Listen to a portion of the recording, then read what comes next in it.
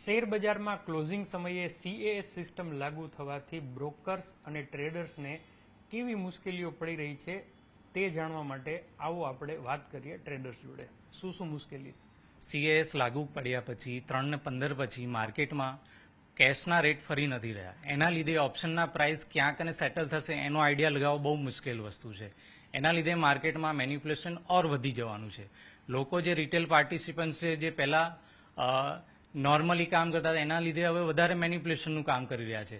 આની માટે માર્કેટમાં રેગ્યુલેટરને વધારે અવેરનેસ કરવાની જરૂર છે, જેના લીધે રેગ્યુલર જે કામ કરી રહ્યા છે એ લોકોને બીજી તકલીફ ન પડે. તમે શું કહેશો? 3.5 જો કેશ માર્કેટના સ્ટોક પણ બંધ થઈ જાય છે, નિફ્ટી પણ બંધ થઈ જાય છે, એટલે 3.5 થી 3.40 કયા બેઝ ઉપર નિફ્ટી કોલપુટ કે સ્ટોક ફ્યુચરમાં કે કયા બેઝ ઉપર સોદા કરવા એ જ ખ્યાલ નથી આવતો. એટલે 3.30 પછી 3.40 સુધી શું બેઝ ઉપર સોદો કરવો એ જ ખ્યાલ આપણને આવતો નથી. એમ આવો અન્ય છે એમનો પણ અભિપ્રાય આપણે લઈએ.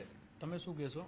3.15 થી 3.20 સમય દરમિયાન જે પણ ટોટલ પ્રાઇસ આખા બ્લેન્ક થઈ જાય છે એના આધારે આપણને ઓફિશિયલ ક્લોઝિંગ શું આવશે એ ખબર રહેતી નથી. એટલે થોડીક વધારે ટ્રાન્સપરન્સી આમાં જોઈએ છે. હજી અનિલભાઈ, તમે શું કન્ક્લુઝન રિમાર્ક્સ કહેશો? કારણ કે સમસ્યા તો છે જ.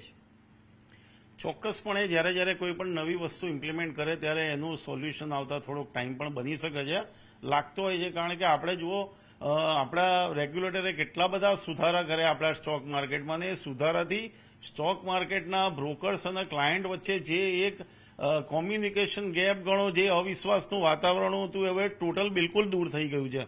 જેથી કરીને એક બ્રોકિંગ ઇન્ડસ્ટ્રીઝને રાહતનો શ્વાસ મળ્યો છે અને એનો બિઝનેસ પણ વધી ગયો છે જોવા જઈએ તો. પરંતુ જે આ નવી એક કાસ્ટ સિસ્ટમ આવી છે, ચોક્કસપણે પહેલા શરૂઆતના 2 દિવસમાં થોડું ઘણું પ્રાઇસમાં મોટી મુવમેન્ટ આવી ગઈ. એના કારણે જે ટ્રેડર્સ હતા એ લોકો બહુ ગભરાઈ ગયા. કારણ કે ટ્રેડર્સ અત્યારે શું હોય છે કે 1.5% વ્યાજ ઉપજાવવા જતા હોય છે માર્કેટમાં, એટલે એ લોકોને મોટી હારજીત કરવાની આવે એને લઈને ગભરાટનો માહોલ છે. અને પછી છેલ્લા આપણે 6 દિવસ એવરેજ જે કાસ ઇમ્પ્લિમેન્ટ કર્યા પછી થયા, એમાં 3-4 દિવસ થોડુંક કમ્ફર્ટેબલ ઝોનમાં આવી ગયું છે.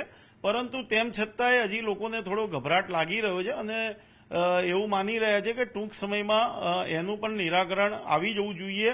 એ પ્રમાણેના એફર્ટ્સ થઈ રહ્યા છે બંને સાઈડથી. તો મને લાગે છે કે આવનારા દિવસમાં આ સિસ્ટમને પણ ઇમ્પ્લિમેન્ટ કરવામાં કોઈ તકલીફો નહીં પડે. તો સીએએસ મિકેનિઝમનો કોઈ વિરોધ નથી, પરંતુ જે ઝડપથી આને શરૂ કરવામાં આવી છે ત્યારે ટ્રેડર્સ ખાસ કરીને જે અનિલભાઈ કીધું 1-1.25% મેળવવા માટે ઘણી બધી આમાં મુશ્કેલી થાય છે ને અમુક તત્વો છે આમાં આવા સંજોગોમાં મેન્યુપ્યુલેશન કરી શકે એવા પણ ચાન્સીસ છે. તો હજુ રેગ્યુલેટર આમને થોડો સમય આપે, અવેરનેસ ફેલાવે, ત્યારે આ સિસ્ટમ છે એ વધારે એક્ટિવ અને મજબૂત થઈ શકશે. કેતન જોશી, અમદાવાદ.